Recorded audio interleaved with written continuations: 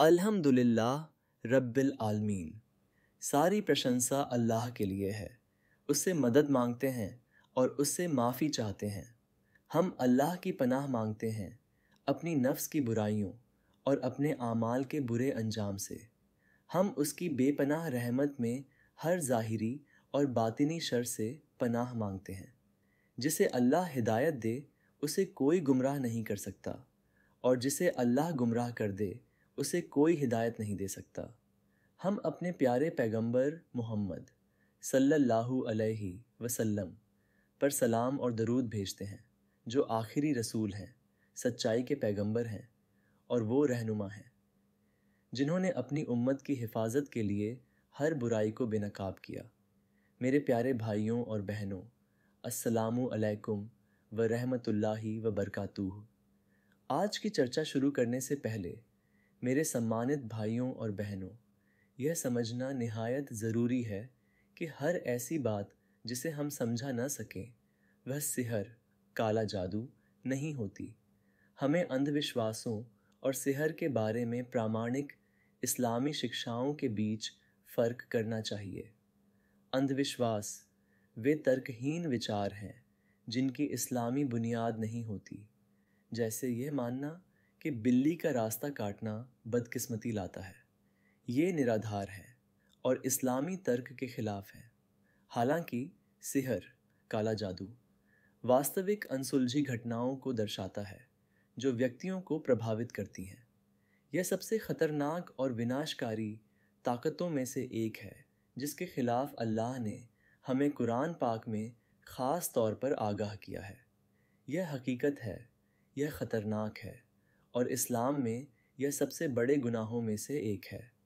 बुनियादी सच्चाई यह है, जबकि जादू में ताकत हो सकती है, लेकिन अल्लाह ताला के साथ आपका रिश्ता अनंत गुना मजबूत है। इस्लामी न्याय शास्त्र के अनुसार सिहर का मतलब गुप्त, द्वेषपूर्ण शक्तियों, मुख्य रूप से जिन्नों का उपयोग करके अल्लाह द्वारा स्थापित प्राकृतिक व्यवस्था के खिलाफ दूसरों को नुकसान पहुंचाना, हेर फेर करना या प्रभावित करना है। इस घटना को कुरान पाक और प्रामाणिक सुन्नत दोनों में स्पष्ट रूप से स्वीकार किया गया है। फिर भी यह सीधे कुफ्र, नास्तिकता की ओर ले जाने वाला रास्ता भी है। प्रामाणिक हदीस प्रमाण सहीह बुखारी और सहीह मुस्लिम दोनों में दर्ज एक रिवायत में पैगंबर सल्लल्लाहु अलैहि वसल्लम ने फरमाया, 7 तबाहकुन गुनाहों से बचो। इन बड़े गुनाहों में उन्होंने विशेष रूप से शिर्क, अल्लाह के साथ शरीक ठहराना और सिहर, जादू दोनों का उल्लेख किया, जिससे इस्लामी धर्मशास्त्र में उनकी गंभीरता स्थापित होती है। जादू का ऐतिहासिक स्रोत हारुत और मारुत की कहानी कुरानी बुनियाद अल्लाह ताला सूरह अल-बकरा आयत 102 में फरमाते हैं, और जो वे उस चीज़ के पीछे पड़ गए जिसे शैतान सुलेमान की बादशाही पर थोप कर पढ़ते थे। हालांकि सुलेमान ने कोई कुफ्र नहीं किया था, बल्कि कुफ्र तो शैतानों ने किया था। वे लोगों को जादू सिखाते थे और उस चीज़ में पड़ गए जो बाबिल में दोनों फरिश्तों हारूत और मारूत पर उतारी गई थी, और वे किसी को भी सिखाते न थे जब तक कि कह न देते, हम तो बस एक परीक्षा है, तो तुम कुफ्र में न पड़ना। तो लोग उन दोनों से वह कुछ सीखते हैं जिसके द्वारा पति और पत्नी में अलगाव पैदा कर दे, यद्यपि वे उससे किसी को भी हानि नहीं पहुंचा सकते थे। हाँ, यह और बात है कि अल्लाह के हुक्म से किसी को हानि पहुंचने वाली ही हो, और वह कुछ सीखते हैं जो उन्हें हानि ही पहुंचाए और उन्हें कोई लाभ न पहुंचाए, और उन्हें भली भांति मालूम है कि जो उसका ग्राहक बना उसका आखिरत में कोई हिस्सा नहीं। कितनी बुरी चीज़ के बदले उन्होंने प्राणों का सौदा किया। यदि वे जानते तो ठीक मार्ग अपनाते। इस आयत में इस्लामी इतिहास की सबसे गहरी कहानियों में से एक शामिल है। अल्लाह ने अपनी असीम हिकमत से 2 फरिश्ते हारूत और मारुत को बाबुल के लोगों के पास एक ईश्वरीय आजमाइश के तौर पर भेजा। इन फरिश्तों को जादू सिखाने का हुक्म दिया गया था, लेकिन एक स्पष्ट और महत्वपूर्ण चेतावनी के साथ, हम एक आजमाइश हैं, तो कुफ्र मत कर। हर व्यक्ति जो इन फरिश्तों से तालीम लेने आया, उसे स्पष्ट रूप से आगाह किया गया कि जादू का अभ्यास करने से उसे कुफ्र, नास्तिकता की ओर ले जाएगा। इस स्पष्ट चेतावनी के बावजूद लोगों ने ईश्वरीय मार्गदर्शन को नज़रअंदाज करना चुना और इन काली कलाओं को अपनाया। उन्होंने ऐसे मंत्रों का ज्ञान हासिल किया जो इस काम आते थे: पतियों और पत्नियों के बीच जुदाई डालना, बीमारी और तकलीफ पहुंचाना, दूसरों पर बदकिस्मती लाना, व्यक्तियों को उनकी प्राकृतिक इच्छा के खिलाफ हेर फेर करना। अल्लाह ने इस आजमाइश की इजाज़त क्यों दी?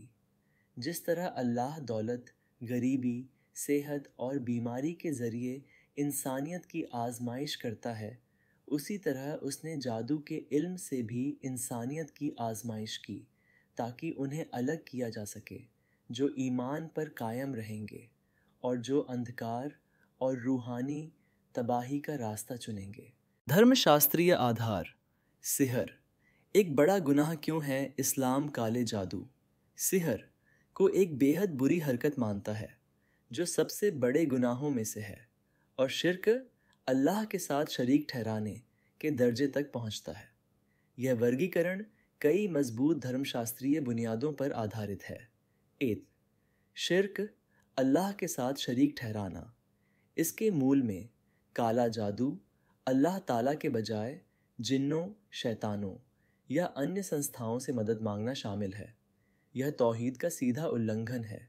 इस्लाम का बुनियादी सिद्धांत, जो यह बताता है कि केवल अल्लाह ही इबादत और पूर्ण निर्भरता के लायक है। नबवी प्रमाण पैगंबर सल्लल्लाहु अलैहि वसल्लम ने सहीह बुखारी और मुस्लिम में दर्ज एक प्रामाणिक हदीस में फरमाया: 7 तबाहकुन गुनाहों से बचो। शिर्क अल्लाह के साथ शरीक ठहराना, सिहर जादू, किसी जान को हैक्यू के बगैर कत्ल करना जिसे अल्लाह ने हराम किया है, सूद खाना, यतीमों का माल खाना, जंग के मैदान से भागना और पाक दामन मोमिन औरतों पर तोहमत लगाना। 2, अल्लाह की मखलूक को जानबूझकर नुकसान पहुंचाना। काले जादू का प्राथमिक उद्देश्य मासूम व्यक्तियों को नुकसान, झगदद्धा, बीमारी या मौत पहुंचाना है। यह इस्लाम के सार के बिल्कुल विपरीत है, जो शांति, करुणा और जीवन की पवित्रता को बढ़ावा देता है।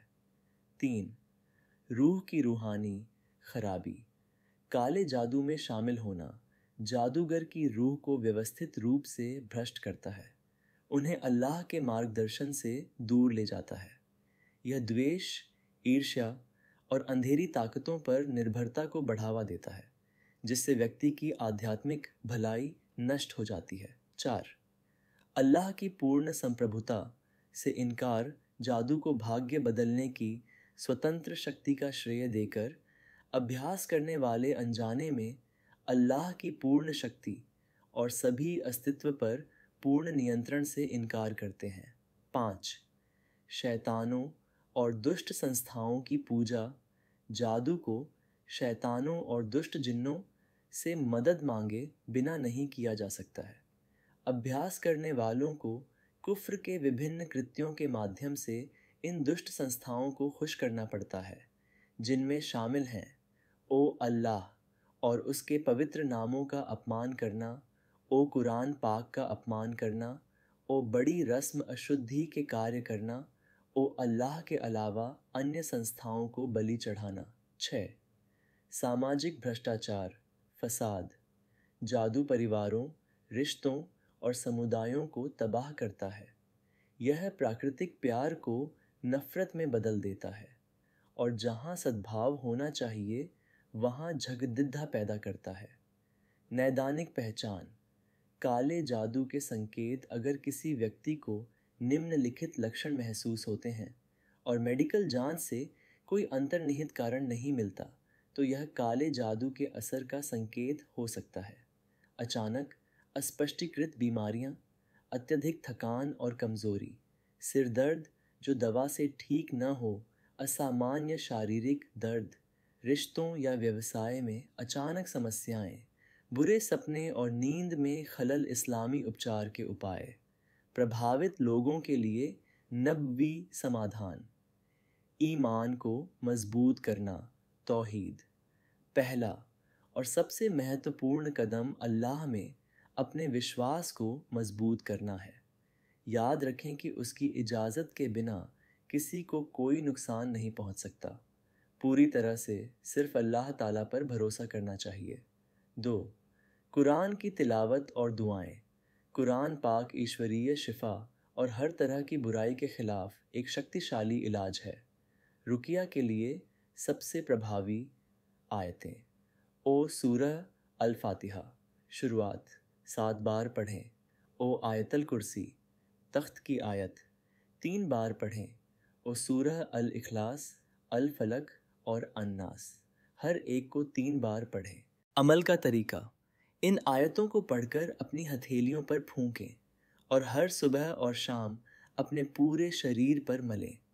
वैकल्पिक रूप से 1 गिलास पानी, ख़ास तौर पर जमज़म पर पढ़कर उसे पिएं। नबवी पुष्टि। पैगंबर सल्लल्लाहु अलैहि वसल्लम ने फरमाया, अपने ऊपर अल फातिहा पढ़ो, क्योंकि मैं उस ज़ात की कसम खाता हूँ जिसके हाथ में मेरी जान है, यह हर बीमारी का इलाज है। 3. प्रामाणिक नबवी दुआएं आम हिफाजत के लिए। अऊज़ु बिकलिमात इल्लाहि ताम्माति मिन शर्रि मा खलक, मैं अल्लाह के मुकम्मल कलमात की पनाह मांगता हूँ हर उस चीज़ के शर से जिसे उसने पैदा किया। सुबह और शाम की हिफाजत के लिए।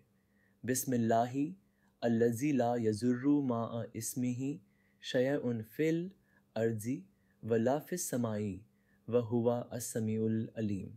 अल्लाह के नाम से जिसके नाम के साथ ज़मीन या आसमान में कोई चीज़ नुकसान नहीं पहुंचा सकती, और वह सब सुनने वाला, सब जानने वाला है। व्यापक व्यावहारिक उपचार प्रोटोकॉल। 1. ज़िक्र अल्लाह का स्मरण को तेज़ करें। 2. नियमित कुरान की तिलावत बनाए रखें। 3. पाँचों वक्त की नमाज पाबंदी से अदा करें। बार बार इस्तग़फ़ार, माफ़ी मांगना करें। 5. सदका दान बढ़ाएं। 6. जब मुमकिन हो तो हिजामा, कपिंग थेरेपी पर विचार करें। 7. कुरान की तिलावत के साथ मुबारक जमज़म के पानी का इस्तेमाल करें। 2. रुकिया अशरिया, जायज़ इस्लामी झाड़ फूंक। यह एक जायज़ और अत्यधिक अनुशंसित अभ्यास है जिसमें कुरान की विशिष्ट आयतों और प्रामाणिक दुआओं का पाठ शामिल है। इसे एक नेक मुस्लिम द्वारा किया जाना चाहिए जो अल्लाह की शक्ति में पूर्ण विश्वास रखता हो, बिना किसी तावीज़, मंत्र या शिर्क के किसी भी रूप पर निर्भरता के। 3. योग्य धार्मिक सहायता प्राप्त करना। जब ज़रूरी हो तो जानकार और नेक इस्लामी विद्वानों या योग्य रुकिया करने वालों से सलाह लें।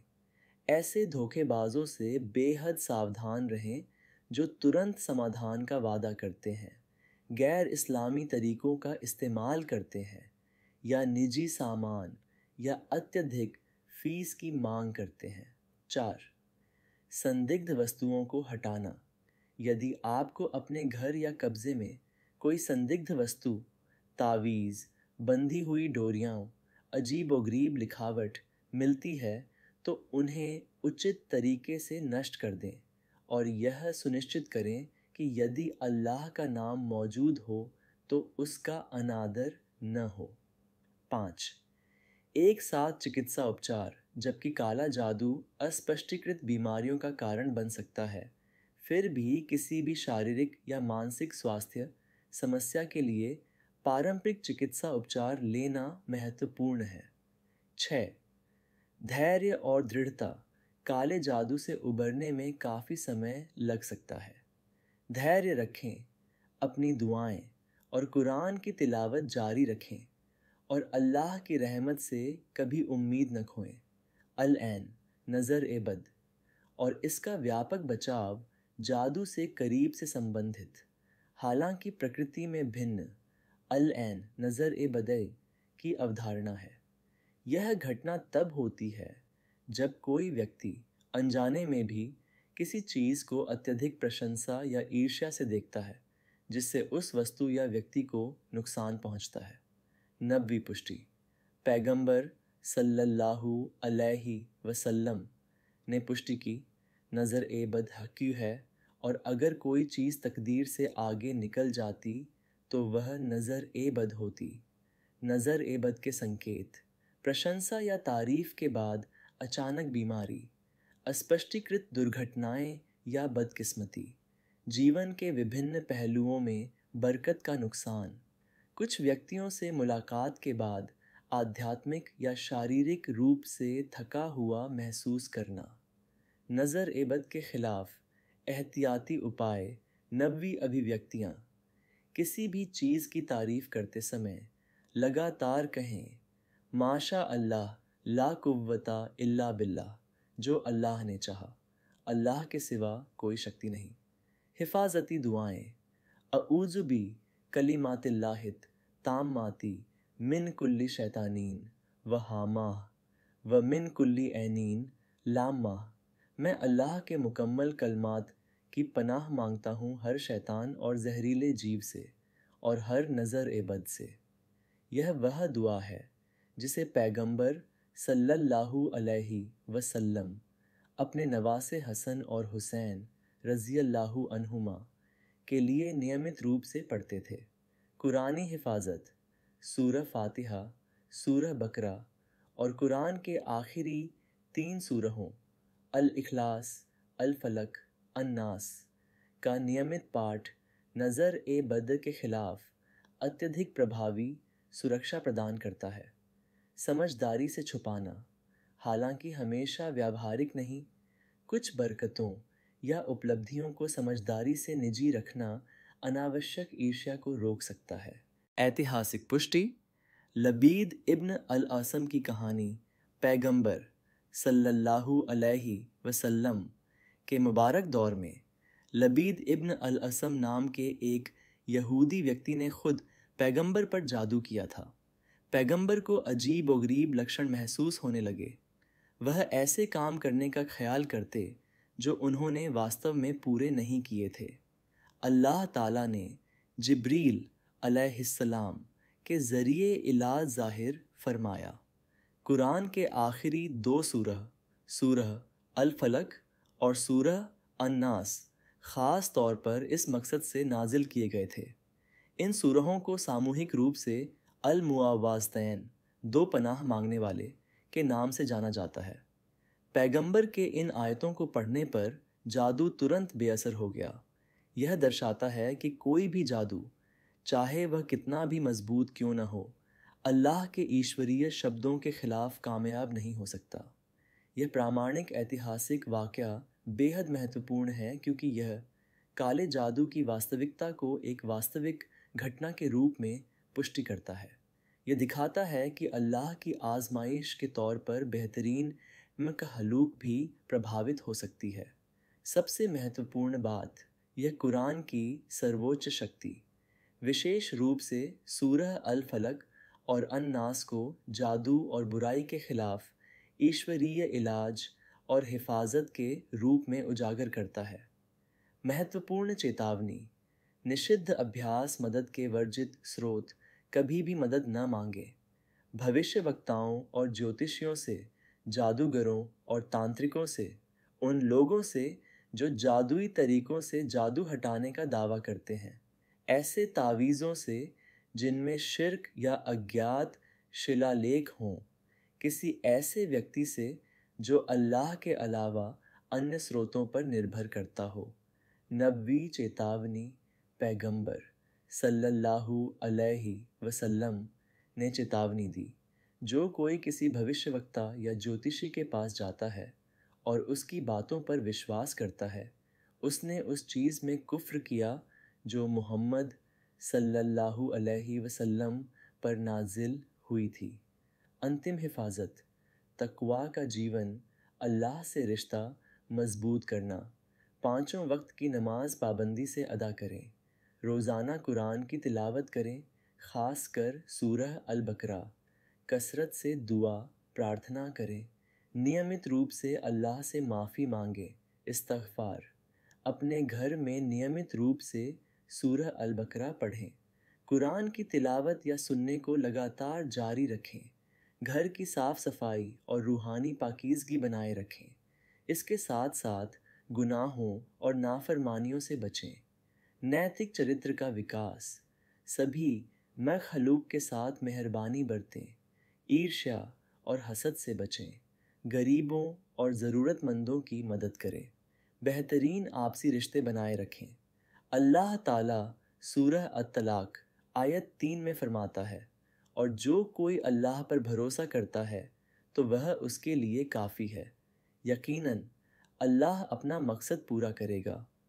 मेरे सम्मानित भाइयों और बहनों, यह समझना ज़रूरी है कि काला जादू एक काला सच है, एक गंभीर ईश्वरीय आजमाइश है और उन लोगों के लिए रूहानी तबाही का रास्ता है जो इसमें शामिल होते हैं।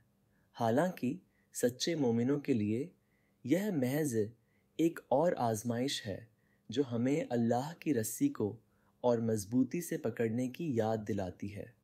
हमारा अटूट ईमान, अल्लाह पर पूरी निर्भरता और कुरान पाक और प्रामाणिक सुन्नत की तालीमात पर लगातार अमल करना ही हमारी बेहतरीन रूहानी हिफाजत है। आइए हम अपने घरों को कुरान की तिलावत से, अपने दिलों को अल्लाह के ज़िक्र से और अपने जीवन को नेक आमाल से भर दें। आइए हम अपने बच्चों को ये हिफाजती उपाय सिखाएं, क्योंकि वास्तविक इस्लामी इल्म ही अज्ञात और दुर्भावनापूर्ण के ख़िलाफ़ हमारा सबसे बड़ा हथियार है। पैगंबर सल्लल्लाहु अलैहि वसल्लम ने हमें यकीन दिलाया, जब तक तुम अल्लाह की किताब और उसके रसूल की सुन्नत को मज़बूती से पकड़े रहोगे, तब तक तुम्हें कोई चीज़ नुकसान नहीं पहुंचा सकती। अल्लाह ताला हमें जादू, नज़र-ए-बद और हर तरह के शर से बचाए। वह हमारे ईमान को मजबूत करे और हमें सीधे रास्ते पर कायम रखे। आमीन या रब्बुल आलमीन। आपके कीमती वक्त और ध्यान के लिए बहुत बहुत शुक्रिया। मुझे पूरी उम्मीद है कि यह सत्र आप सभी के लिए फ़ायदेमंद और ज्ञानवर्धक रहा होगा। इस्लाम से संबंधित और कौन से विषय या रोज़मर्रा की चुनौतियों पर आप चाहते हैं कि हम अपने आने वाले सत्रों में चर्चा करें, कृपया नीचे कमेंट्स में हमें बताएं। और अगर आपको यह वीडियो मददगार लगा तो कृपया इस वीडियो को लाइक करने, अपने प्रियजनों के साथ साझा करने और हमारे चैनल को अधिक फ़ायदेमंद सामग्री के लिए सब्सक्राइब करने पर विचार करें। आपका समर्थन हमें इस्लाम के प्रकाश में ज्ञान और मार्गदर्शन फैलाने में मदद करता है। जज़ाकुम अल्लाहु खैरा। अस्सलामु अलैकुम व रहमतुल्लाहि व बरकातुहू।